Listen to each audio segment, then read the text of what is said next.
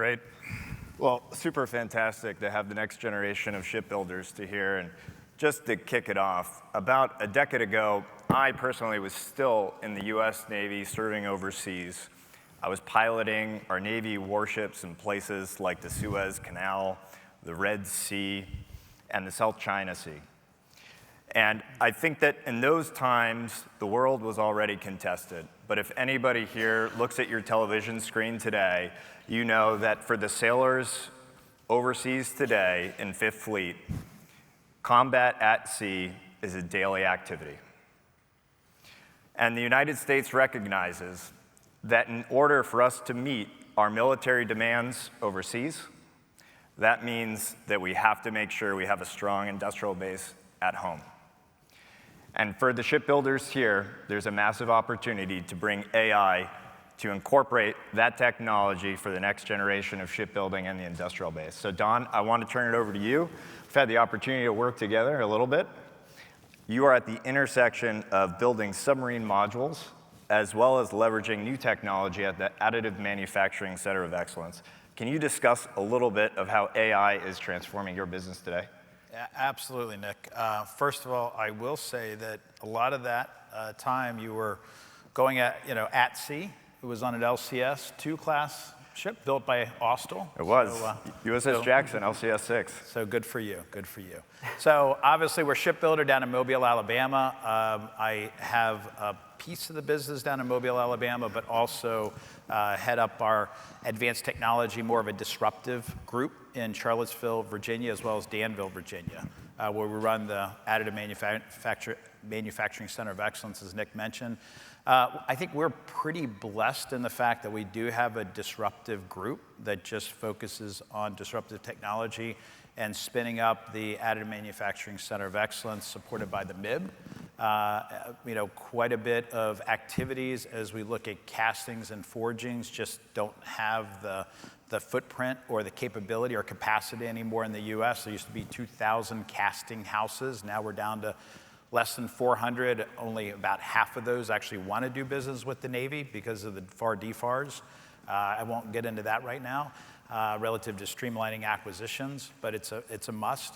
Relative to setting up the Additive Manufacturing Center of Excellence, we realized very early on that we had to develop a digital ecosystem to be able to turn parts around very, very quickly. These are emergent parts. These are trying to get, whether it be a critical CASREP, trying to get a destroyer underway. As we know, Ohio-class submarines, ballistic submarines, are being pushed out from 35 years to 45-year lives. They don't have the castings and forging houses, so they turn to us. And basically, we do first articles where we build the technical data packages that then can be shifted to a network of suppliers that we've set up. We have over 30 suppliers in the network that we push technical data packages down to support the Navy. Right now, just to give you a feel, we have 76 parts that are being printed simultaneously today across the network for the US Navy. And that scale that you heard in the last presentation is absolutely critical. So we have to scale.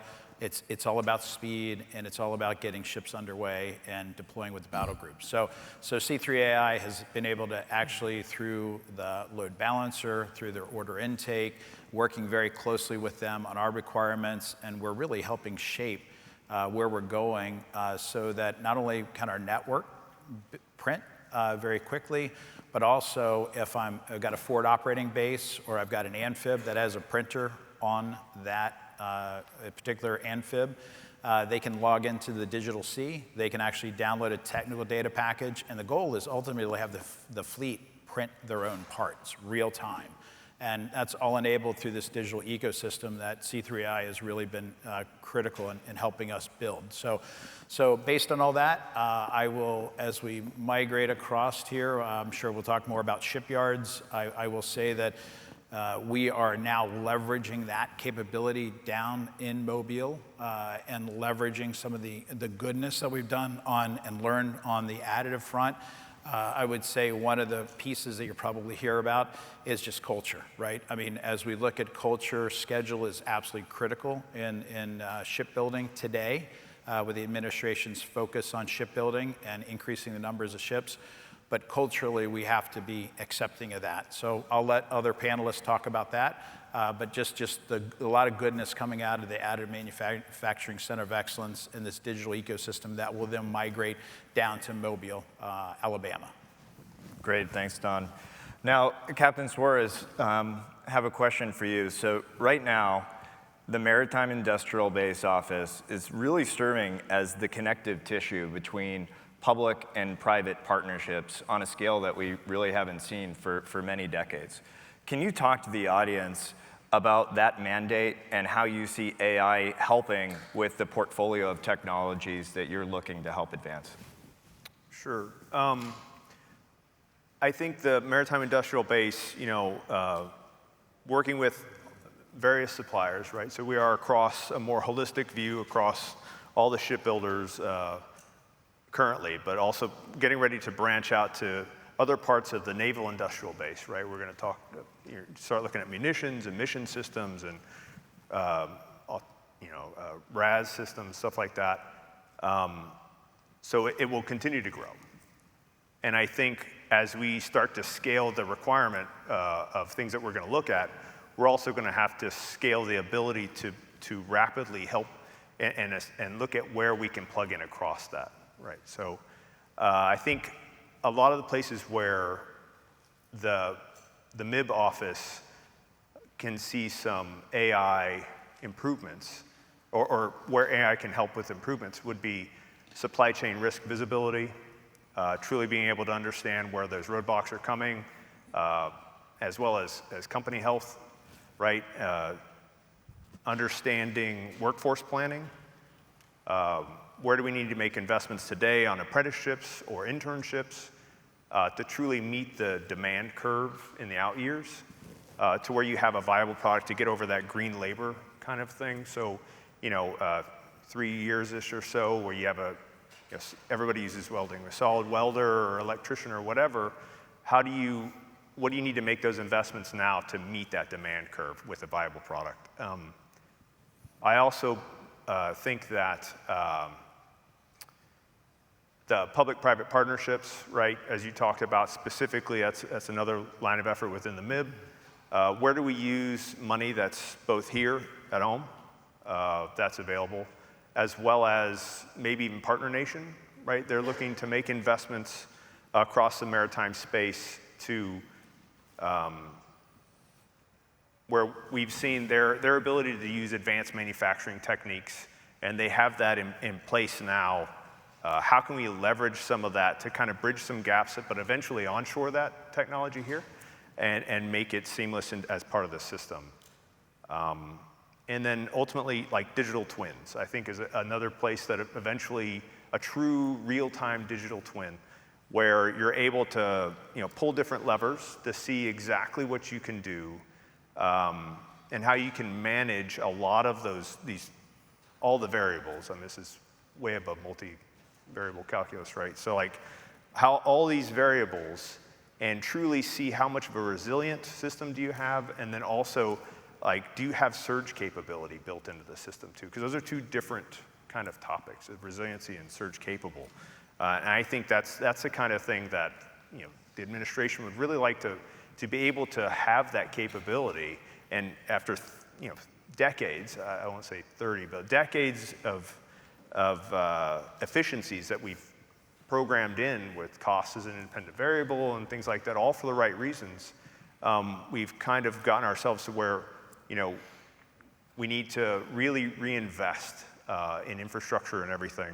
And I say the royal we of the nation, right, across not just the government, but also industry, invest to be able to upskill that workforce.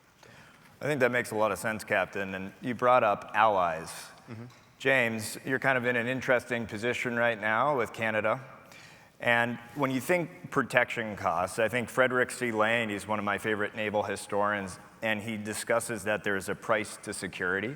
We can't do that without our partners and share in those costs. Can you talk a little bit from your perspective on what the demand signal is for Canadian shipyards and C-SPAN in particular? And then from the CFO lens, how are you thinking about AI investments to match that demand? Sure. So, yeah, James Clark, CFO for the C-SPAN shipyards. In Canada, we have 3 shipyards that are building for the Navy and the Coast Guard of Canada, and C-SPAN's one of those. What we see in the market right now, what we truly have is a moment in time, if you will, where several things are converging. If you look to the east, to China, what you see in China is they're building over half of the tonnage of ships in the world today on an annual basis. Next after that is South Korea, maybe Japan, and the reality is then you start to get to the US, NATO allies. We are far behind in that capacity. That affects and impacts our ability to move fast. China has leveraged that capability and started to build a Navy. At this point, they have equaled the US Navy size, will surpass it, and are on that trajectory. So the US is under pressure to catch up with that. That holds as well for all the NATO allies and other allies of the US. We feel that in Canada. You pair that with anxiety and concerns about the Arctic, and you look at China is building icebreakers. They're not just building Navy ships. China doesn't have ice in China. I often say that to people, but they have a desire to navigate the Arctic, whether it's for selling goods to Europe or it's to mine rare earth minerals on the floor bed of the Arctic Ocean. It doesn't matter. Either way, it is a threat to the sovereignty of both the US and Canada, who are Arctic nations. And so for Canada, the demand to step up to that, to respond also to the demands on NATO spend, these are all drivers for us, and we see that. The pressure on us, the message to us as a shipyard is, can you go faster? Can you build more? Can you do this cheaper? And really deliver ships. I liked it on the video, the importance of schedule. It is the currency. And the issue is, can we deliver ships faster for the Canadian government? And actually even for others in the world. When you look at icebreaking capability, we have the biggest order book for icebreakers. But the reality for North America, for both the US and Canada, is we're woefully behind in icebreaking capability. The US has 2 icebreakers that are in the 50-year-old range, so does Canada. The US recently acquired a commercial vessel and converted it to a Coast Guard vessel for icebreaking, and then put in an order for icebreakers. We're pretty proud of, we'll beat our chest a little bit, but it's our design that got selected to build the US Coast Guard icebreakers. And that's the reality. As allies, we've got to work together to do that and create that capacity, but we've all got to move faster. The reason that the president created the exception to allow 4 of those icebreakers to be built in Finland is just because of capacity and being able to deliver faster, and those 2 yards had capacity. And everybody knows it, they know what that capability is. It's not saying that anything is deficient in the US yards or Canadian yards. It's just a reality that given the demand, we are all furiously trying to keep up with it. So then when I look at it as a CFO, at the investment opportunity, what I am looking for, we're new to C3. We just started working on a pilot in January. We're excited about what the prospects of it presents. But what I'm looking for as a CFO is I'm looking for what will create value for the enterprise. And in shipbuilding, value for the enterprise is schedule, delivery, capacity, throughput. What can I do to deliver ships for our customers and thereby create more value as an enterprise? What I need is automation. I need things that will solve those problems. We find ourselves with physical constraints. We find ourselves with labor force constraints or limits. AI offers an opportunity to effectively leapfrog past that, create and scale in a way that allows us to do more with the same footprint, do more with the same physical assets, and do more with the same labor force. That's the opportunity. When you look at a ship, you design it, you plan it, you build it. That upfront time of designing and planning often takes far longer than you'd want. 2 years maybe to design, another year or so to plan. But the pressure is to start cutting steel and to keep your factory hot. And with that desire, you start cutting steel and you start doing it too soon. And then you find yourself replanning and cycling through that plan multiple times, which creates rework. The costs just blow out of proportion, and the schedule gets harmed. When you look at that, if I can start all the way at the beginning to automate and use artificial intelligence to decision and set up the plan in a quicker time period, and if I can even pull that left into the design process and shorten that entire cycle and be able to deliver a planned design that's ready to build in a shorter period of time, then when I cut steel with a mature plan and a mature design, I will be much more effective. I will limit my rework, and all of that then adds up to, I could literally cut years out of the delivery of a ship. So we often hear that there's not enough laborers. Do you see some of the value then of AI is the ability to reallocate your resources to make them more productive? Absolutely. I say to the workforce, do not look at AI as something that will actually reduce the workforce. It will actually allow us to grow and expand without having to add as much in a market where we can't find enough people. So it will be critical to retrain. There will be opportunities. There may be individuals that may not have the right skill set, but yeah, it may change the nature of or makeup of a mix of who we hire, but it is not going to reduce labor in our view. Great, thanks, James. I want to turn over to Jason and the CIO of Newport News. Out of all the shipyards in the United States and across the globe, I think we can all agree it's one of the most complex, providing nuclear submarines and aircraft carriers. Could you talk to the audience a little bit about the magnitude of what you're overseeing as CIO, as well as the beginning of the digital transformation that we're underway together on, and what you're seeing today? Yeah, I think it's interesting. You know, we talk about the complexity. It's hard. I was 24 and a half years in the Air Force. Actually served with General Hyten for a little while. He got me a couple really cool jobs. But I spent 24 and a half years just making fun of the Navy, and it's really hard to not talk to Nick as a Naval Academy grad and talk about how they suck at some sport or do something like that. So all of that to lay the foundation of over the last 8 years getting to work at Newport News Shipbuilding, the complexity of what we do, to put 110,000 tons of steel, to put 5 acres of sovereign soil off the coast of any place that we want to hold the enemy at risk, to put a nuclear reactor underwater with 135 unbelievable Americans, and again, a 400-foot, massive 60 tons of steel that nobody can see, to put the enemy at risk, takes this gargantuan effort. It takes a kind of empathy as a technologist and as an IT professional that I think really starts to drive home what is the importance of what it will look like. And so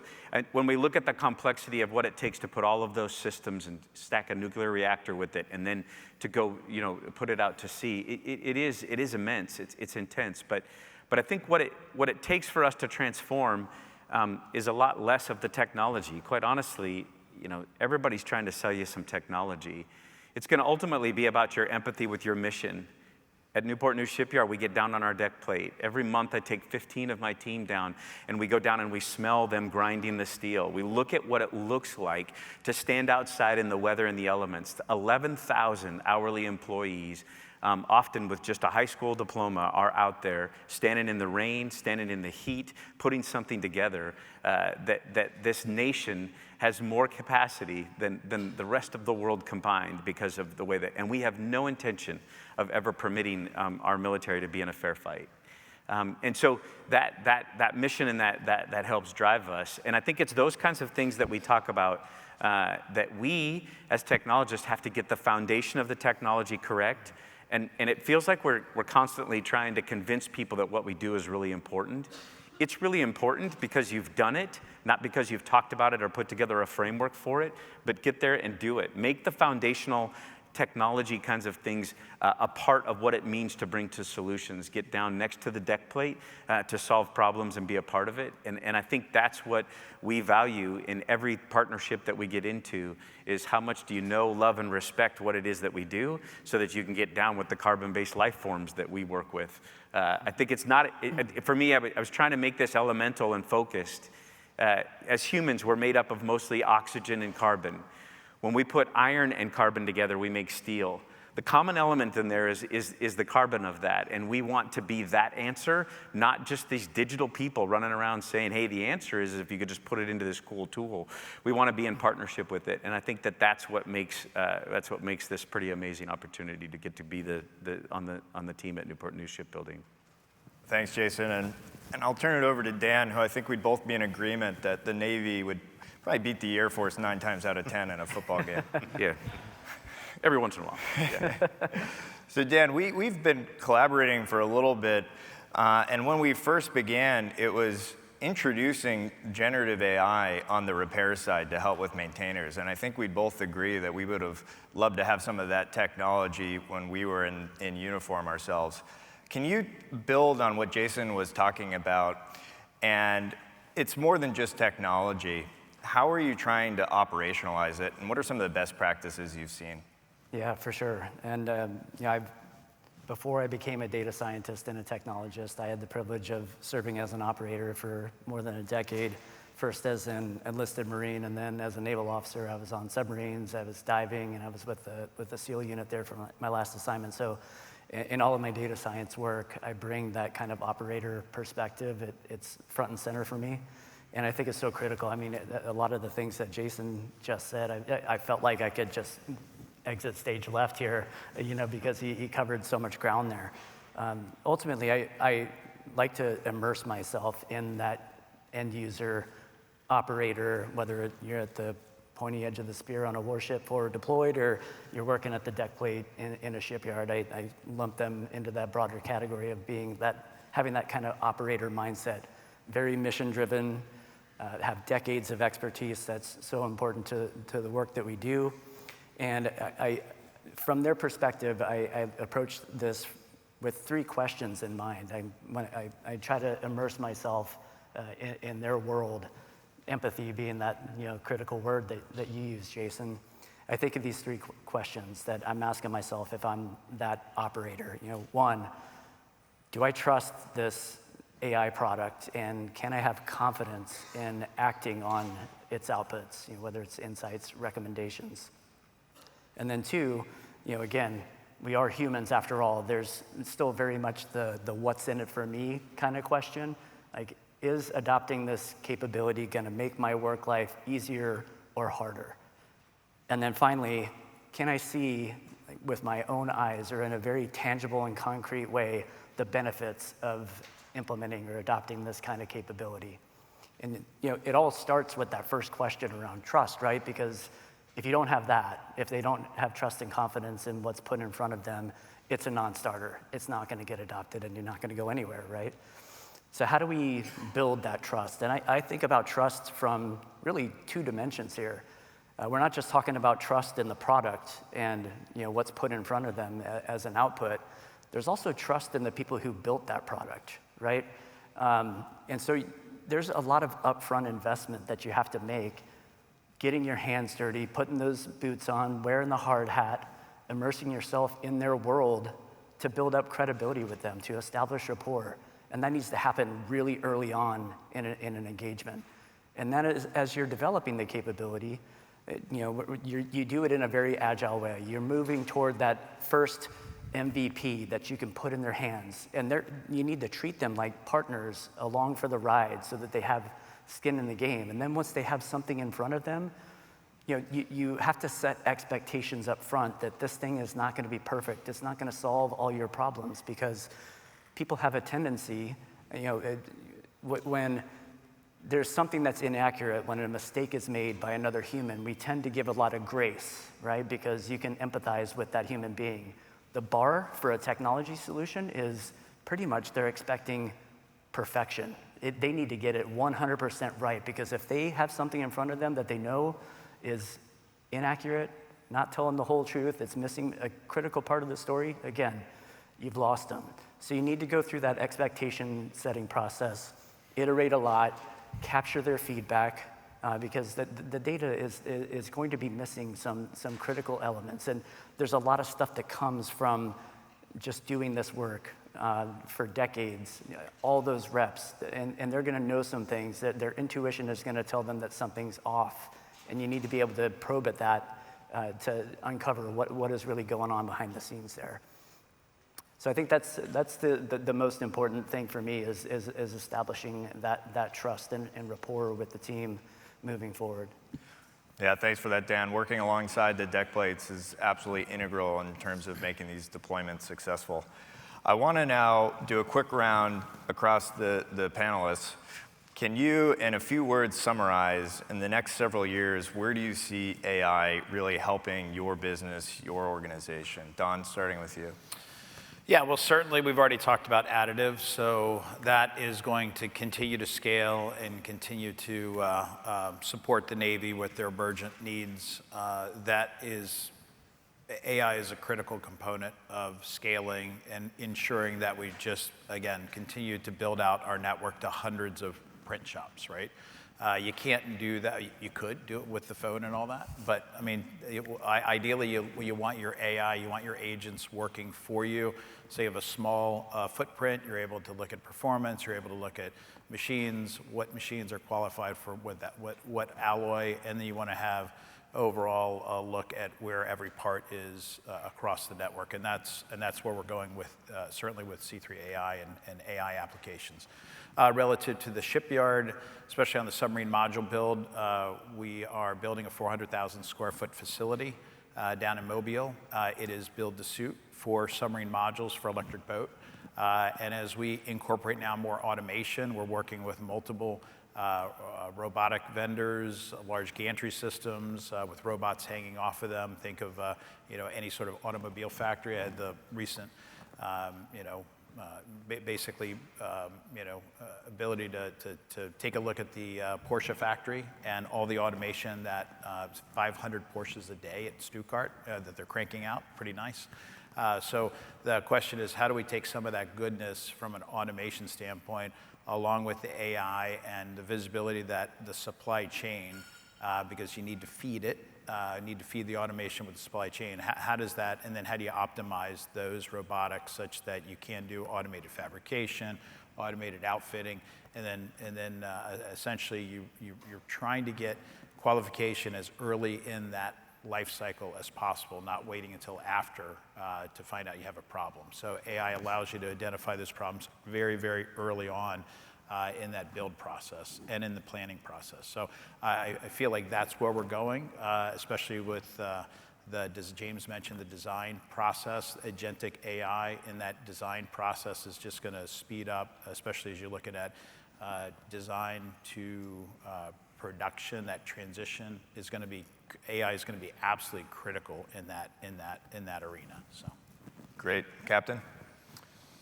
I think the fact that there's so much data out there, we have so many decades of experience across all these organizations and many more, and competing product lines. When I say competing, they're competing for the same suppliers, they're competing for the same workforce, they're competing for all that to be able to produce these product lines for the program managers that are managing the end product. I think being able to harness that data, all of that data, into something to truly understand the impacts of supply chain, variability, supply chain reliance across the different programs, and truly understand where those roadblocks are. I do also agree that generative AI in like design, I think there'll be some very good leaps and bounds in the design process that we can take advantage of that could shorten a lot of that very long design process. Thanks, James. Yeah, I've mentioned some of my answer, but maybe just three things, and they've been mentioned here as well. We've got to find ways to use artificial intelligence on the design. There's a lot of the design work that is really task-oriented and can be rule-based defined. We've got to use it on planning. There's a lot of rule-based work that goes into how you set up a plan at all stages of the build. And then on the build side, we are looking at robotics as well. It's just I think it's the reality where we have already implemented that type of automation. The quality of the welding is phenomenal, the quality of that work and where it can be used, and the efficiency and time factor is valuable. So to be able to take that to every aspect of the build in the yard is absolutely imperative. Jason? I think, in shipbuilding, the mission requirement for us is throughput. We need more, and we need it faster. We need it on time to our commitments. And so I think AI is going to do a couple of things to just try and be a little bit outside the box. I think it's going to be extremely disruptive. I think it's going to be disruptive because the competitors that come into this space are going to be native to it, and we're still trying to figure out how to bolt it on. And I think that that's going to mess with us in an immense amount of way. It's going to really challenge us. So we have to own the spirit of self-disruption. We have to own what it looks like to turn things around and do things ourselves. I also think that AI is going to make the CIO's job absolutely, I don't want to say miserable because I actually enjoy the challenge of it. It's going to get unbelievably complex. Everybody and their dog is coming to me already. I can barely walk through the hallway without somebody trying to sell me another version of AI. And I think in 3 years, all of them are going to be there, and they're going to be in conflict with each other. And if we do not get our hands around how we're going to do this excellently, how we're going to do this brilliantly in partnership with our business, that complexity will be everybody will have asked for and been given everything they asked for, but that is not what they need. And so I think the change for us as professionals is going to be about getting insight into what they need versus what they're asking for. Because sometimes what they're asking for is not the perfect thing, and we need to move them towards what they need. And I think that that's going to be a large part of it, because it's just coming. I mean, it's coming in droves. You can barely hold it up. A year ago, I couldn't get anybody to say the word AI, and now I can't get anybody to stop throwing more of it at me as the CIO. And I think that's an unbelievable place to be. But that can also, if you don't do that right, that'll be more disruptive than what it looks like to be disrupted from the outside of people trying to come in and build ships differently than we are. So I think just a couple of the things that are nuanced. That makes sense. And what about you, Dan, your vision of the future? Yeah, I get to wrap up here right before lunch, I guess, huh? So I want to shift over to the sustainment phase of the life cycle. Today, when something breaks on a Navy warship and it's beyond the repair capability of ship's force, they call upon us to assemble a team of people that have the right expertise to go meet the ship where they are to perform those repairs, while at the same time training up ship's force to help build that sailor self-sufficiency that is so important. So as we look ahead toward conflict with a peer adversary and operating in contested environments, there's a couple of things that are top of mind for me in terms of leveraging AI. One is just becoming much better about forecasting demand and being able to right-size inventory, right? Proactively procure, pre-stage, ensure you have the right parts in the right place at the right time for a specific mission package. And then the second thing, getting back to sailor self-sufficiency, and this touches on the generative AI maintenance assistant that we worked on together with C3 AI. Having these capabilities that are going to help bring those warfighters along and better enable them to perform some more complicated maintenance repair type of work that they're going to have to do in theater without having to call upon our teams to come do that work for them. And I think there's a lot of promise and potential there. Thank you so much. And that wraps up for shipbuilding. Please give a warm end of applause for everybody on stage here leading the next generation of shipbuilding.